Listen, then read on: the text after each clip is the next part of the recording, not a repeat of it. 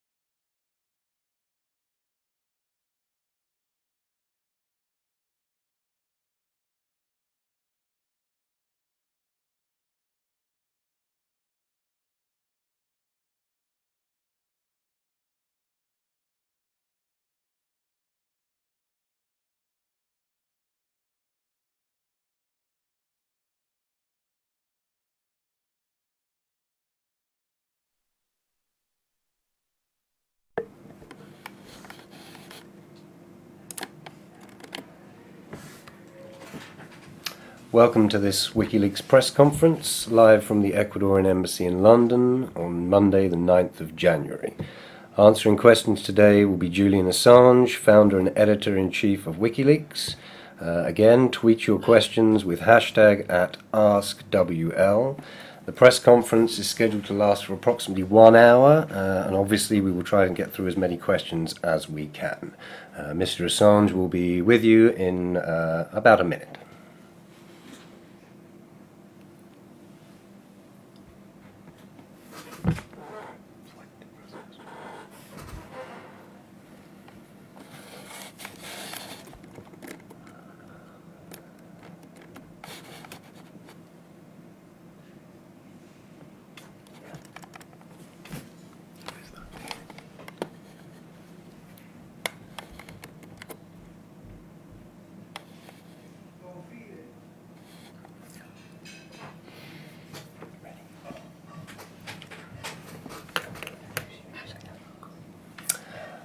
Okay, so welcome to this WikiLeaks press conference. Joining me today is Julian Assange, founder and editor-in-chief of WikiLeaks. Good day to you, Julian. Good day, James. My name is Julian Assange. I'm the founder and editor of WikiLeaks. There's been quite a lot of press reportage, as you're all aware, following our US election publications and the collapse of the Hillary Clinton campaign in that election, and the variety of US intelligence comments put out anonymously through the press, and finally some formal statements culminating in the combined FBI, NSA, CIA report, which was put out on Friday in an unclassified version. First of all, let's background a little bit about WikiLeaks itself. I founded WikiLeaks 10 years ago. WikiLeaks specializes in obtaining and publishing and analyzing documents of historical, political, or ethical significance, preserving them before the public. We also fight to be able to continue on in our work by promoting freedom of the press more generally, and the rights of whistleblowers and sources. WikiLeaks is entirely funded by our readers and publication sales, and that has been the case for over 10 years, apart from the initial funding, which came from myself personally. So first of all, some general comments. We'll get on to questions very quickly, because I know that there's many reporters and members of the public who are deeply interested in this issue. I have read literally thousands of intelligence reports. WikiLeaks specializes in publishing a wide range of information, but that includes diplomatic and intelligence reports. The report, which was released on Friday, the principal author is the CIA, whose current head is John Brennan, is not an intelligence report. It does not have the structure of an intelligence report. It does not have the structure of a presidential daily brief.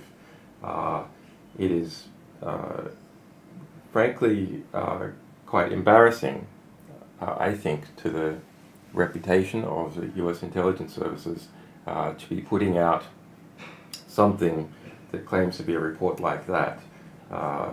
This is a press release. It is clearly designed for political effect, and US intelligence services have been politicized by the Obama administration in the production of this report and a number of other statements. Now, that's unfortunately not surprising. We've seen that in the past many times, from the Gulf of Tonkin to the outrageous high confidence combined intelligence report, which stated falsely that there were weapons of mass destruction in Iraq, and that was the need to go to war with Iraq. So I want to go through, just very briefly, some of the unusual aspects of this report. So first of all, there's only about 5 pages of analysis out of the some over 20 pages in the report. The perhaps bulk of the words is a 2012 open source center analysis on RT, which has been appended. Now the Open Source Center was shut down. In my view, a mistake. But the Open Source Center, it was a part of the CIA that simply read the news. That means, and what people are saying on Twitter, open sources, not obtained from any secret information, and produce reports from that. So that is apparently designed to pad out the report. Now, if we look at the what I think is the clearest politicization of the report, it is those parts which reference Russian state intentions in relation to Donald Trump.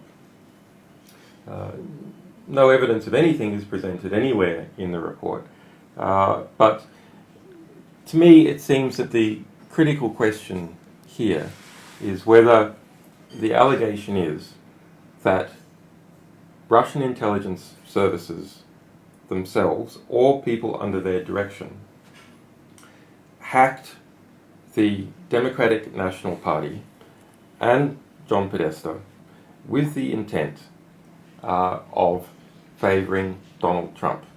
Now, even if you accept that Russian intelligence services hacked Democratic Party institutions in the United States, and it is normal for the major intelligence services to hack each other's political parties, major political parties on a constant basis to gain intelligence.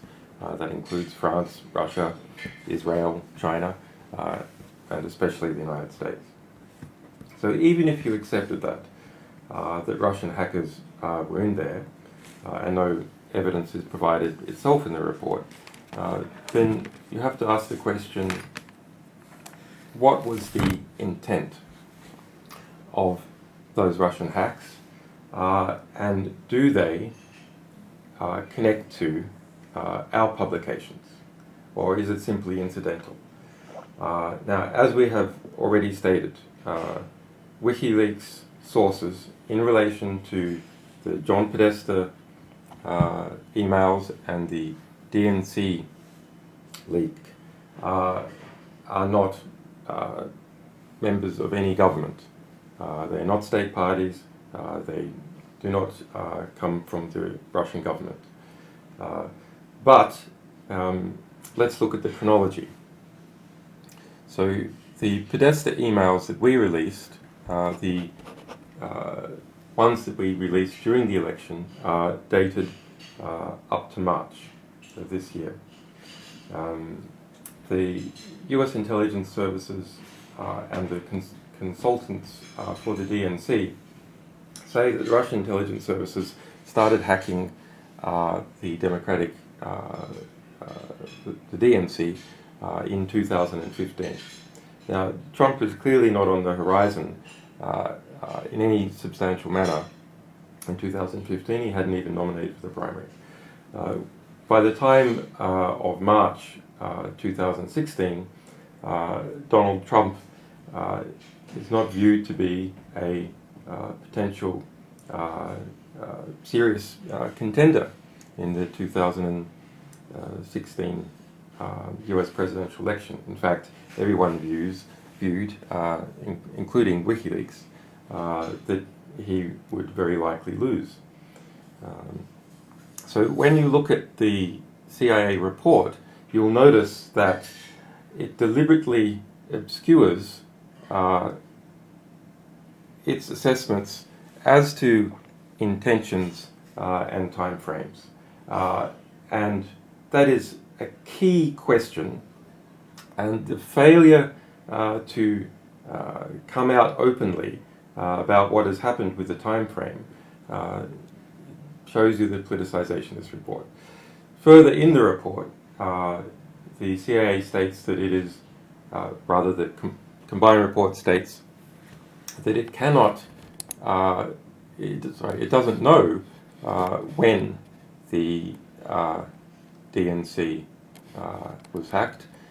James Clapper, the head of the DNI, who is in theory in charge of all 16 US intelligence agencies, the DNI itself being the 17th, has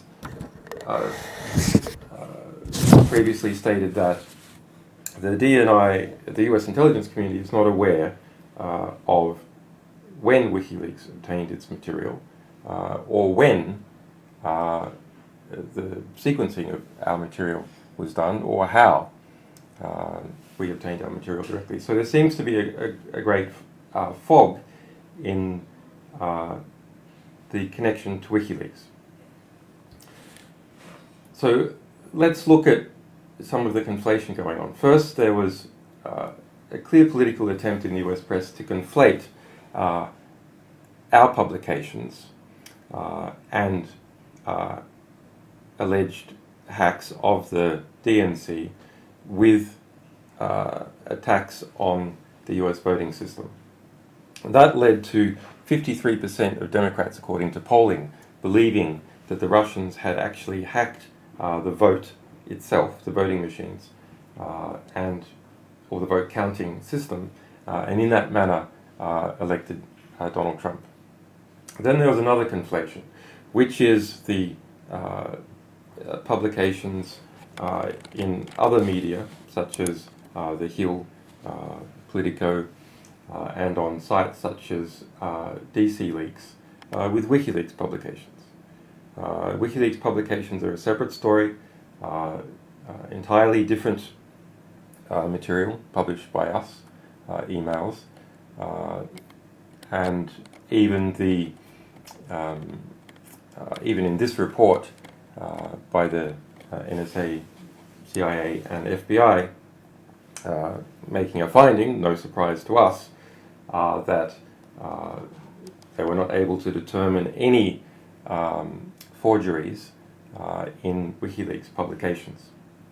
So our record for accuracy over the last 10 years of perfect accuracy in our publications is preserved. In this case, the Podesta and DNC emails are authenticated not just by us, not just by a cryptographic system which we use called DKIM, but now also by the CIA, FBI, by the CIA, FBI, NSA, and ODNI. And so one might reflect back to when the election was on, and also slightly afterwards, when Donna Brazil, now the chair of the DNC, falsely stated that our publications were fake, which exposed her corruptly feeding debate questions to Hillary Clinton. It shows that the vice presidential candidate for Hillary Clinton himself lied when he said that WikiLeaks publications about him were falsified. They were not. And similarly for another number of other Democratic Party officials and strategists and spokespeople, those people were lying to the public when they said that there were any forgeries in our publications. And now I think we might go to the first question.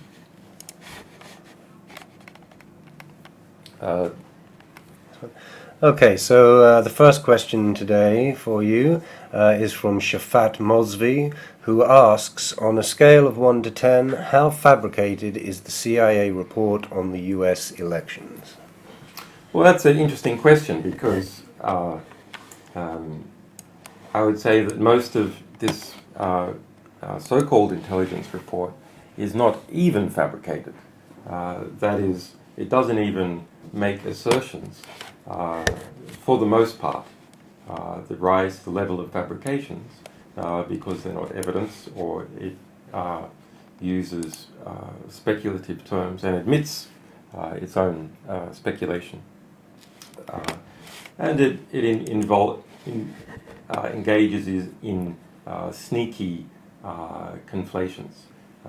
For example, there's reportage in the New York Times from US officials saying that they say that our materials came from a hacking group, not a state, but a hacking group, then saying that this hacking group was somehow endorsed in some manner by the Russian intelligence services. But you see words in this CIA report like relayed or approving of relaying, creating quite a vague description of what may have happened with our publications. Now, if you want to ask this question, how good a report is it as an intelligence report out of 1 to 10, or how much evidentiary weight does it have? The evidentiary weight is literally zero. There is no evidence of any kind supplied. The closest thing that comes to that is open source reporting that some official in Russia speaking on TV said that they were happy that Hillary Clinton lost. But I mean, anyone can do that. Okay. Once again, you can submit your questions by hashtag @AskWL. We're moving on to our next question, which is from AJ Vincent, who's an online contributor to 5280 magazine, who asks, your whole premise has been that you don't know sources and therefore can't endanger them. But now you say that you don't know your source. How would you respond to that? We haven't said whether we know or don't know our sources. We have made one statement, which is that our sources in the US election-related matter are not a state party. WikiLeaks speaks about its sources, obviously, with incredible care. We have a perfect record in never having done anything to divulge our sources. And that's a record we want to keep. That's why sources across the world, including within the US government, trust WikiLeaks to protect them. Now, we have at various times where we felt it was safe to do so. Said that a source is say a military whistleblower, or that they have one property or another, but we are generally reluctant to get into any kind of discussion. This is the same policy that US intelligence takes with its sources, generally refusing to confirm or deny any property about its sources. But we think that in this case it does not sufficiently threaten our sources to make this very bland disclosure. Okay, Carol from CNN has submitted a question. Is WikiLeaks sure that the go-between didn't get the material from the Russian government, or a private cyber hacking group acting on orders by the Russian government or entities?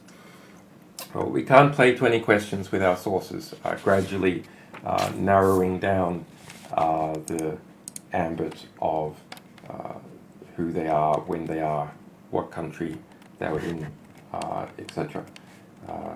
For the obvious reasons. Each piece of information you disclose about a source narrows the scope of any investigation. Okay. Again, you can submit questions by hashtag AskWL. Julian, there's been a lot of questions coming in. I just have to say that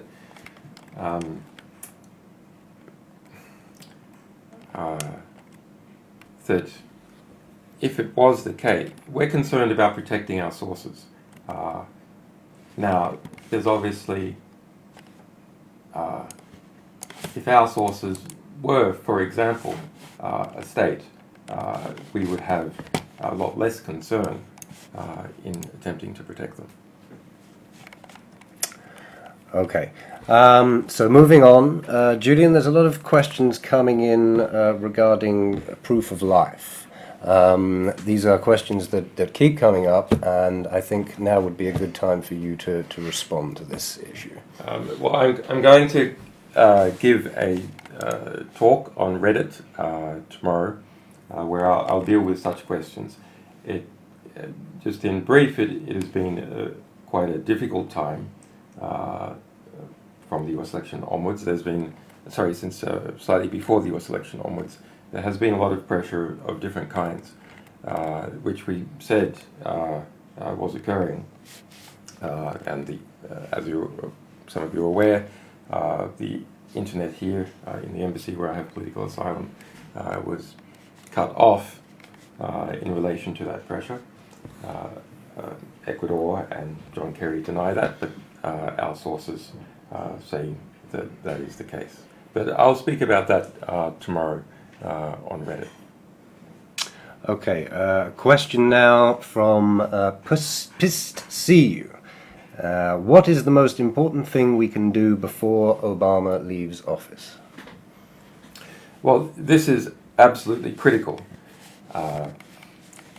Past administrations of both the Democrat and Republican flavors have engaged in mass destruction of records as they left office. We are told that destruction of records is occurring now in different parts of the Obama administration, in different departments or agencies. That's what happens when an administration leads office. Our philosophy is that such information is a part of history. It belongs legally and philosophically to the American people, and more broadly, insofar as the United States interacts with the world, it belongs to people of the world. It is part of human history, and the destruction of major archives of human history, frankly, should be formally listed as a crime against humanity, because those archives belong to humanity. They're what we use to understand the world around us, to discover new political theories and observations, to build our institutions, etc. They are part of the history of humankind, and to destroy them is an absolutely egregious act. One understands the political motivation for it, but to eliminate small political risks by destroying major elements of history is frankly an obscenity, and so we have put out a reward for $30,000 for information leading to the arrest or exposure of anyone engaged in such destruction of historical records. Our request to system administrators in the Obama administration, and this goes for other administrations around the world as well, is take the data now. Just take it now, keep it under your bed or with your mother, and then you can give that to WikiLeaks or other journalists at your leisure. Get hold of that history and protect it, because that is something that belongs to humanity and does not belong to a political party. Okay, moving on then, we have a question submitted by Andrew __ Gamali. Julian, how are you doing? How is your health? How much longer do you think you will be able to survive in the embassy? Well, it's a difficult physical environment, obviously, to be detained for 6 years illegally without charge, even though there have been 2 UN formal findings this year that is illegal and must stop. It continues on. On the other hand, I am very committed to this work that I'm doing, so it gives me great energy to continue, and I'm sure that's true for all the rest of the WikiLeaks team. Okay, Benem94 asks, what would you say to people who see WikiLeaks' recent activity as an open endorsement of Trump? Look, before the US election, intentionally before November 8th, I put out an editorial on behalf of WikiLeaks and explaining exactly why we were doing what we were doing. So before one candidate or another won. Now, let's look at this from the position of WikiLeaks. We thought, just like everyone, based on the opinion polling, that Hillary Clinton was almost certain to win. In the end, it was this, apart from her qualities as a candidate, it was this opinion polling that was her undoing, because the presentation was that she was guaranteed to win, and as a result, cashed up funders only gave $1.2 billion formally to her campaign. If they had thought that it was line ball, that it was 50-50 odds of who was going to win, then they probably would have ponied up another $5 billion to make sure that she won. Now, let's look at this from the position of WikiLeaks. WikiLeaks specializes in opening government records and those of major corporations. Hillary Clinton's been in government, the Obama administration's been in government. We published Hillary Clinton's cables, her emails. We've indexed a great deal of content and stitched it together so people can explore it to understand how this major power structure of the US government works and the various establishments that revolve around it. So as a result, we became domain experts on the State Department. We published more than 3 million State Department cables, and to a degree, Hillary Clinton itself. So we are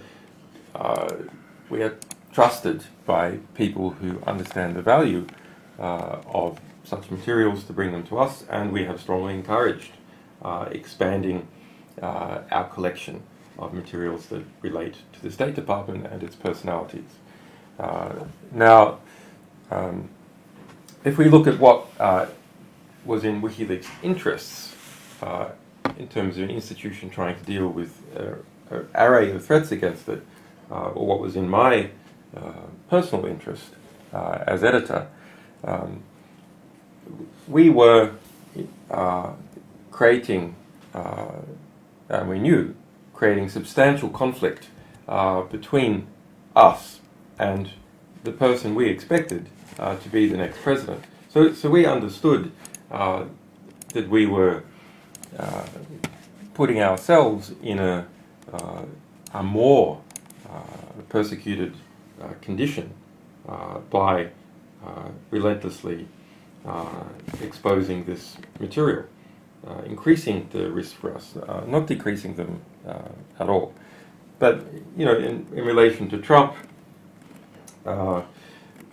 just speaking as an analyst, well, it's an interesting situation. He's the U.S. population turned against the elites, for want of a better word, in the United States. When the elites don't listen to the population stops listening to elites.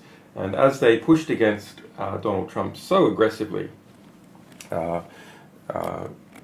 which was principally heard through media elites, but also others coming into the play, I think that the population saw that, well, their social conflict is with these elites, and what the elites really don't like is this guy Donald Trump.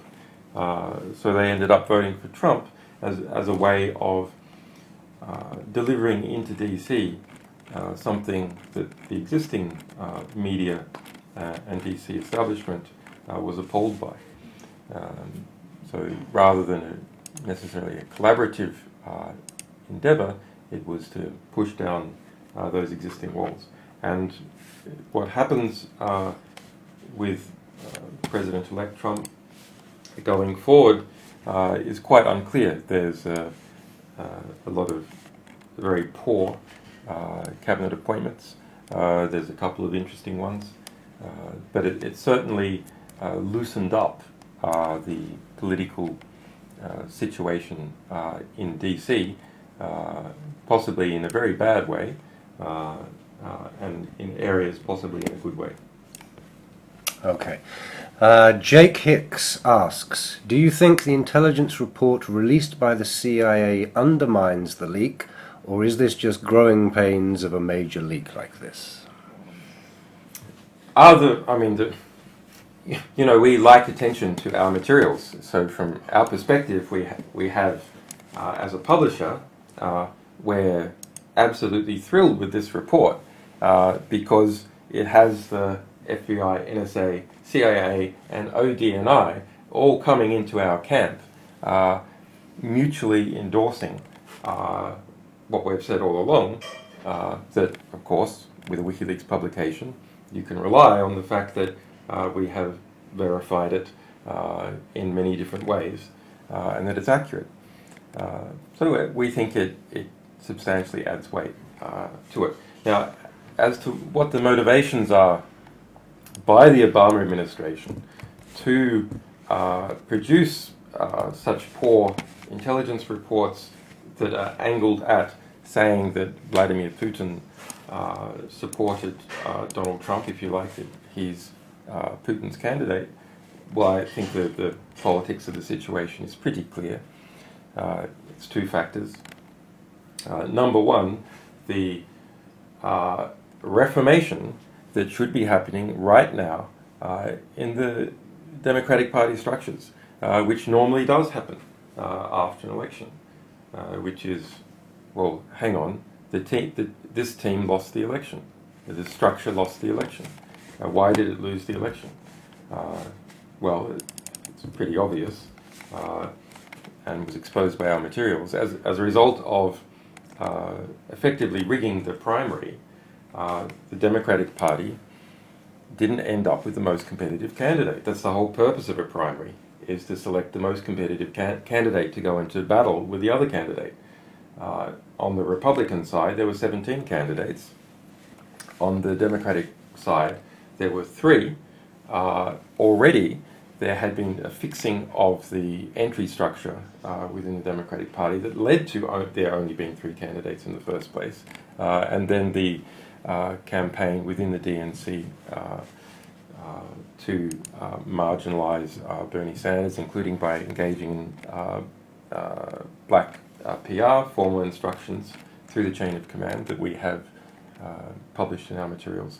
So the Democratic Party ruling class are fighting like dogs to prevent the Democratic Party base kicking them all out. That's what normally would happen as a result of such an epic disaster. Secondarily, in order to undermine the legitimacy of the Donald Trump administration, which I can imagine the Democrats are going to try and shackle this to Donald Trump for a long time, saying that he is an illegitimate president, probably over the next 4 years. I mean, you can see that already in the election campaign itself, with the placing of the DNC servers next to the Watergate filing cabinet to somehow conflate our publications and Watergate. Look, even if you believed that hackers of some kind illicitly obtained the Podesta emails and the DNC emails that we published, even if you believed that, what are we talking about in terms of impact? Well, yes, WikiLeaks was the most discussed political topic throughout October and early November on Facebook and on Twitter, according to statistics coming out of those two companies. But what was discussed is the words of Hillary Clinton, John Podesta, and her team revealing unethical practices, corruption, hypocrisy, etc. So should the American people have been denied that true information? If that true information had an effect, it was because they read what the candidates, what Hillary Clinton's own words were and the words of her team, and they didn't like what they saw. Okay, now a question from Brian T. Simmons, who asks, Julian, is there a future for the FOIA in the present fake news attack on freedom of the press and speech? The Freedom of Information Act? Yes. Well, the Freedom of Information Act is a formalized leak system coming into play in the United States in the early 70s, in Australia by 75, not in the UK, interestingly, until about 7 years ago. It's a very important device. Unfortunately, the reality is the Freedom of Information Act is managed by government departments at the first instance. If you manage to get together enough money and time, then by courts at the second instance.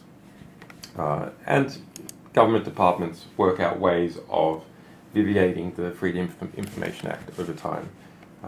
For example, in the United States, there has been a grand jury DOJ investigation against WikiLeaks, extremely serious, said to be of unprecedented scale and nature by the US government itself since early 2010. Now, there is a Hoover Dam of documents associated with that ongoing attempts to prosecute me and WikiLeaks that dozens of journalists have asked for. And that whole dam is being kept back under the basis that there is a claimed pending prosecution.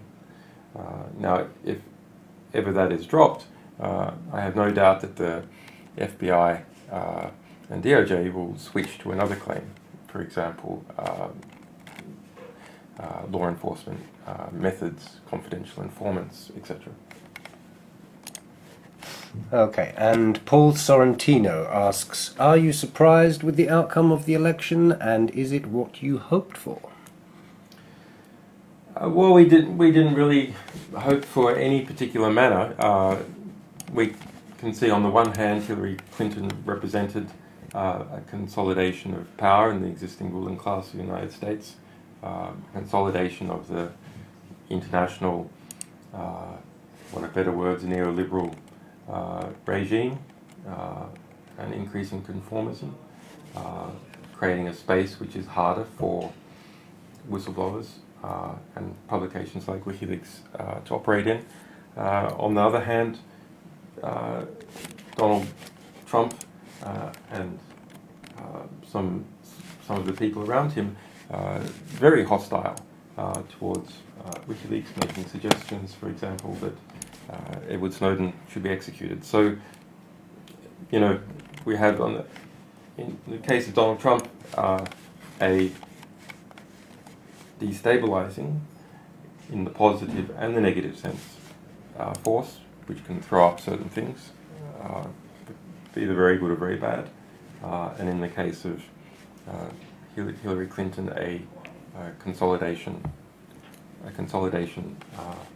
of the existing regime. And that regime, under Hillary Clinton and Barack Obama, attempted to prosecute or prosecuted more journalistic sources and journalists under the Espionage Act than all previous presidencies combined. In fact, more than 3 times as many. Okay.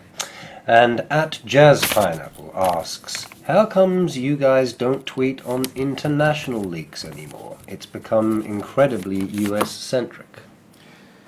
No, it's more that the US press reports about the United States, and the European press also is interested in reporting about the United States. The United States, let's be frank here, is an empire with more than 700 military bases around the world, and as the world's second largest or largest economy, depending on how you measure it, is very interconnected. Hollywood films are the dominant cultural product, more than any other single cultural product. So people interested in the United States globally, and especially in the United States. But within the United States and globally, people not so interested. For example, in our fantastic German leaks, which we released 60,000 pages about the German intelligence agency, the BND, just a few weeks ago, or our material on the Turkish energy minister, very widely reported in Turkey. In fact, arrest warrants were issued for 9 Turkish journalists, 5 of them imprisoned for reporting on that material, as well as attempted attacks against Red Hack, the alleged Marxist hacker group that is claimed to be the source for us of that material. Okay then. Liberal Love One asks, why don't you explain why it would be hard for Russia to hack the votes, explain the security, and how easy it would be to track them?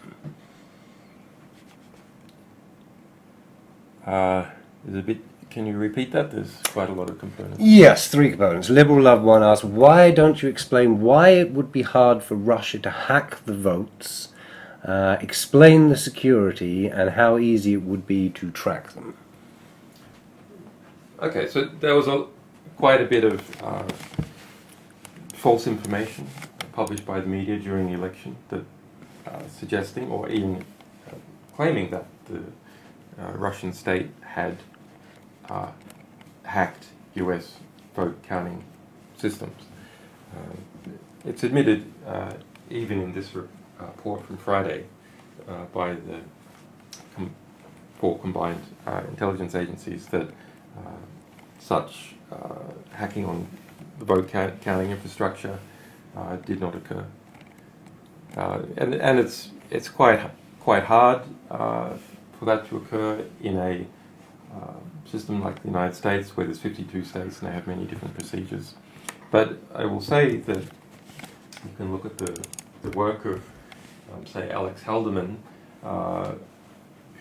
who engaged in a bit of publicity attempts later on, but he's done serious work elsewhere. So was Rob Gongrip on the security of voting machines. And voting machines are not secure. In my view, in something like an election, in a competitive adversarial environment,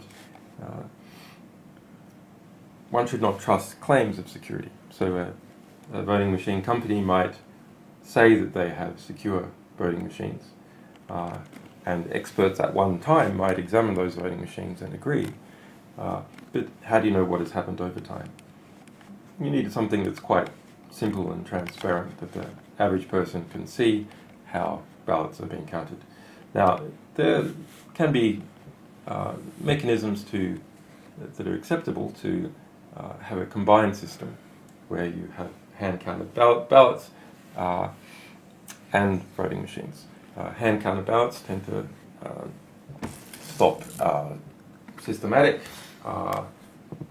vote fraud, and voting machines tend to stop localized vote fraud.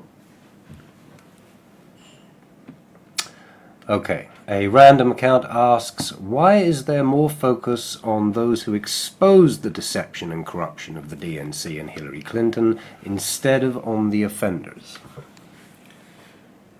Well, there was some focus, there was some focus by, say, Fox and those who were supported Republicans during the election on what we exposed, although principally the good work was done by citizen journalists and people at Reddit, and then picked up by broader media. But it's now we're into a different phase. In this phase, there's a desire by those affiliated with the Clinton failure to try and do everything possible to distract from their culpability. You can see that, for example, in articles which reference try and claim that Bernie Sanders would have lost against Donald Trump as well. Okay. And Blueberry Center asks, is there any truth to the rumor that WikiLeaks had access to RNC data and chose not to leak? No, that's false. Absolutely false. Okay. Okay, so moving on here, just a reminder to all our listeners that you can submit questions by using the hashtag @AskWL. We are having a press conference here with Julian Assange, the founder and editor-in-chief of WikiLeaks. AJ Vincent, who we had a question for before, has come back, wants another question. What do you think about people in the US who once called for severe punishments for you, even the death penalty?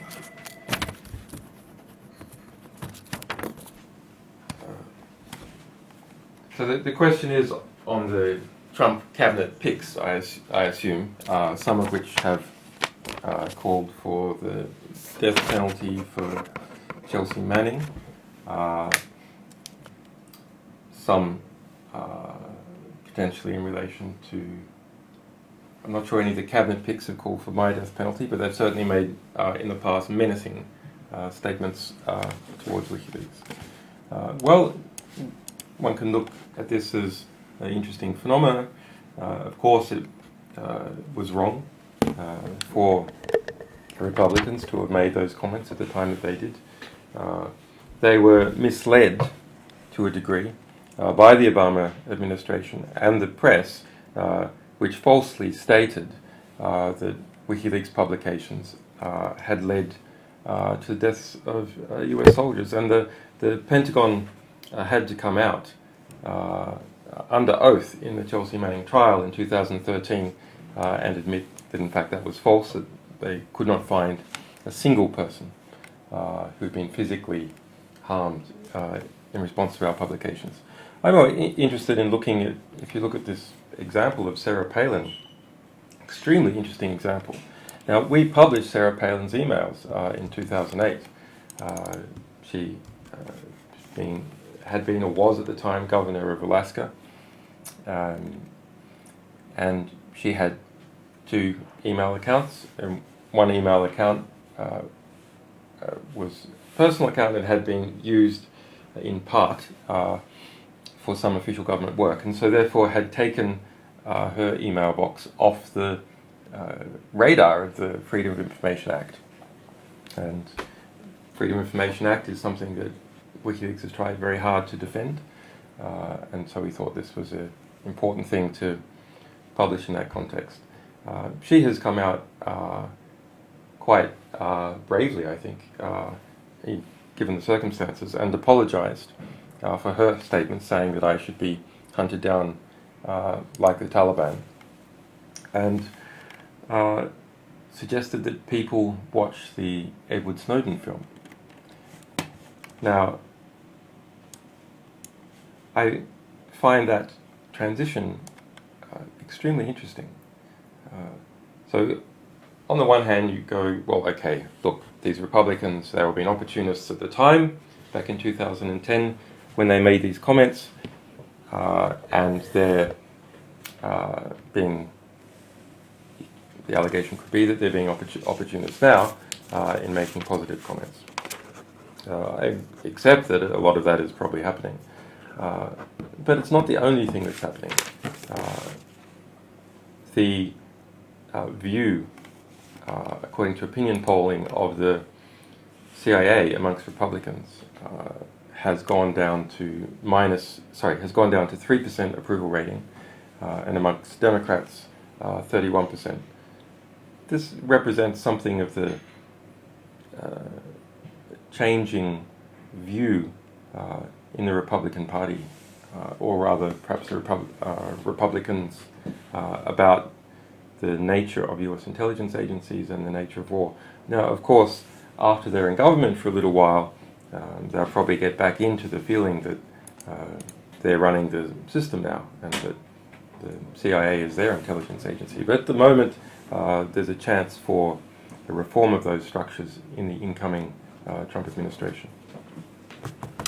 Okay, and Deplorable Elsa asks, why do you think the US media is receiving intel before President-elect Trump is? So this is referring to the staging of the CIA report. Very interesting. We followed it closely because it mentions us directly. The staging was this. On Thursday, the report was ready, the classified version at least was ready, and was meant to have been given to Barack Obama. Donald Trump was then scheduled to receive a copy or a briefing about that report on Friday afternoon. So everyone knows that you use Friday afternoons if you want to bury publicity. So Donald Trump's ability to respond to the contents of that report were scheduled through scheduling, Donald Trump, by having his reading of the report scheduled for Friday afternoon, was marginalized in his ability to respond to any of the contents. Similarly, WikiLeaks' ability to respond to the comments was marginalized through that scheduling. Now, what's the problem? The problem for the administration is that that report is a political attack cannon against Donald Trump, and also to defend the reason why the Democratic Party lost. So if you put it out on a Friday afternoon yourself, how are you going to have the impact that you want? Okay, so instead they planted it on Thursday with the Washington Post and NBC, including some of the classified parts of that report communicated by officials to the Washington Post, which were more inflammatory and which can't be checked because they're not in the version that was released to the public. So that was the media play that was engaged in. And there's been some press saying, oh, look, this is ridiculous that WikiLeaks doesn't like leaks. No, WikiLeaks loves leaks, of course. This wasn't a leak. This was an authorized plant by the executive. Authorized by the executive, but very likely illegal under congressional law, because it's a violation of the distribution of classified information. It's possible that secretly the Obama administration declassified those parts, but that is something that intelligence agency staff would not support. For example, the claimed intercepts of Russian officials celebrating Hillary Clinton's loss. Now, that is what is referred to in US classifications as comment information, communications intelligence information, sometimes also referred to as SIGINT information.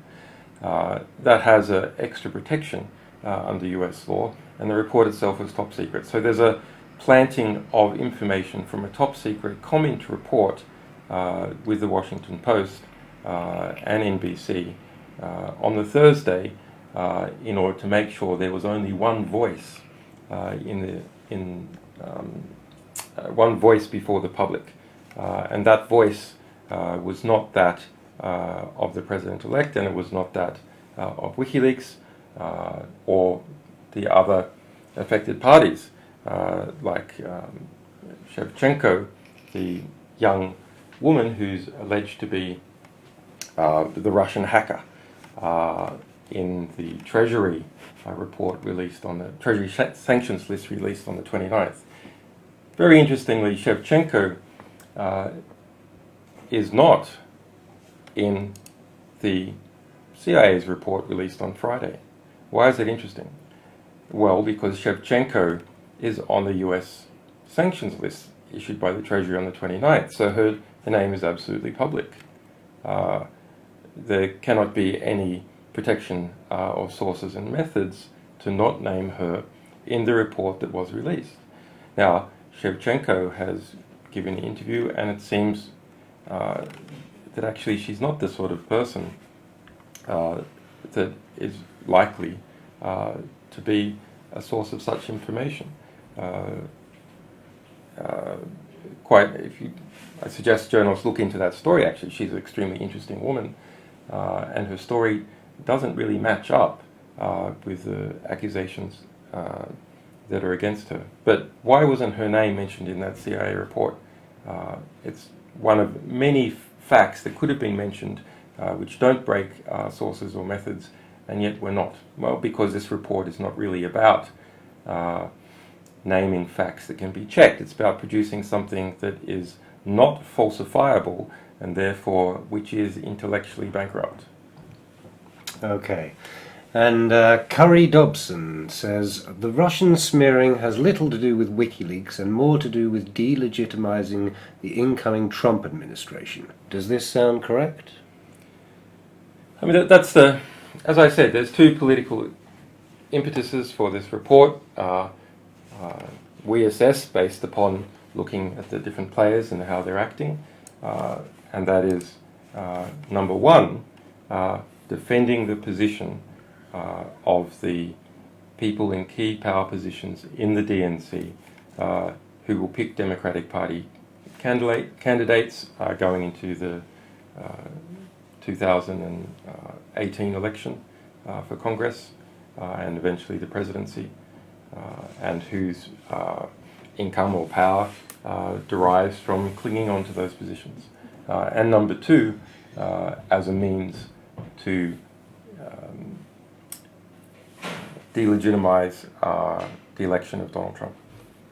Okay. And Danielle Kazemi asks, do you believe whistleblowers will be safer in the upcoming administration, or will they continue to be persecuted? I believe they'll be continue to be persecuted. I mean, that's the... we have to understand that while there are some anti-DC elements in the Trump cabinet and a lot in his base, that very quickly, based on the history of all previous administrations, the Donald Trump administration will form its own establishment and enter into a power-sharing relationship with the existing powers in DC, and no system of authority likes those who undermine its authority, undermine its public presentation of having competence and authority before the public, and that's what whistleblowers do. Okay. And Baggleby asks, is there anything that can be done to get the UK government to act on the UN ruling of illegal detainment?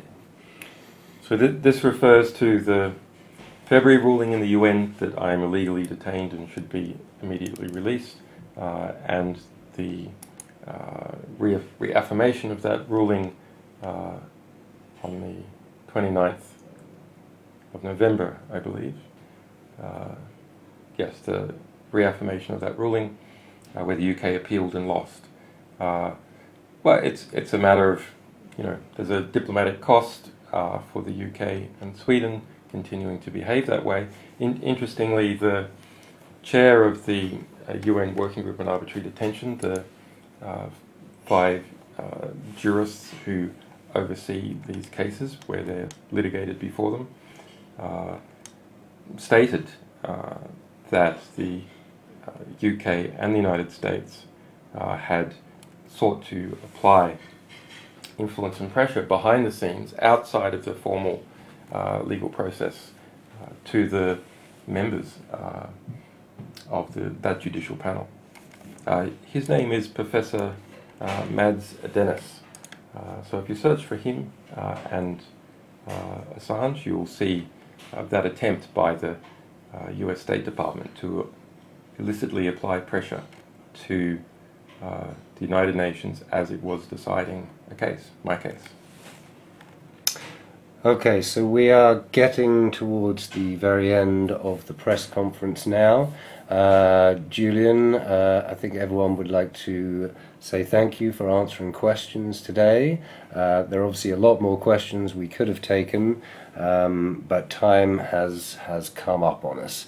So I'd like to thank you all very much, and I would like to thank Julian, and thank you very much for listening. Just as a final parting remark, once again, WikiLeaks and its publications are entirely funded by our readers, the general public, and our publication sales. So if you want us to publish faster and harder, well, the way to do that is go to wikileaks.org, click on that donate button, and you can fuel up our ability to publish, but also to fight the 12 or so different legal cases we have, defensive and offensive. Tomorrow I will give an Ask Me Anything chat on Reddit, where I'll talk about why it is that many people came to believe that I was dead or missing or kidnapped. Quite interesting story, not just an organic phenomenon, but people placing deliberately falsified reports to say that I was dead, and therefore WikiLeaks could not be trusted and no one should give us leaks or information. Okay, thank you very much, Julian.